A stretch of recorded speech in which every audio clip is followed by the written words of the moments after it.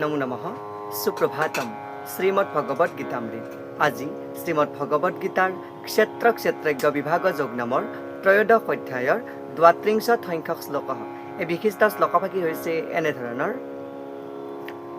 অনাদিত্বাৎ নিৰ্গুণত্বাৎ পৰমাত্মায়মব্যয়ঃ শৰীৰস্থোপি কৌন্তেয় ন কৰোতি ন লিপ্যতে।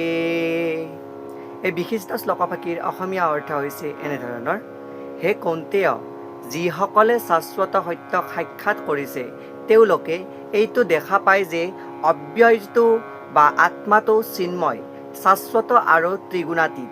পাৰ্থিৱ দেহটোৰ সংস্পৰ্শত অহা সত্ত্বেও ই নিজেই একো কৰ্মৰ অনুষ্ঠান নকৰে আৰু কোনো কৰ্মবন্ধনতো সোমাই নপৰে বুলি বা সোমাই নাযায় বুলি বা নোসোমায় বুলি কোৱা প্ৰসংগত ভগৱান শ্ৰীকৃষ্ণই সখা অৰ্জুনৰ আগত এই বিশিষ্ট শ্লোকভাগী অৱতাৰণা কৰিছে।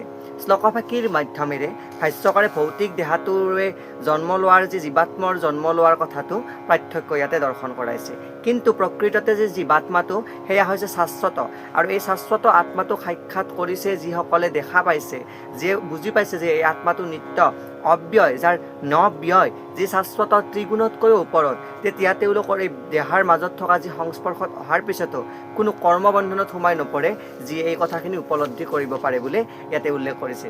গতিকে জীৱাত্মাটোৰ থকা যি ভৌতিক দেহাৰ লগত সম্পৰ্ক ঘটাৰ ফলত যিবিলাক কৰ্ম সংঘটিত হয় সেইবিলাকৰ বন্ধনত জীৱাত্মাই সোমাই নপৰে বুলি ইয়াতে উল্লেখ কৰিছে।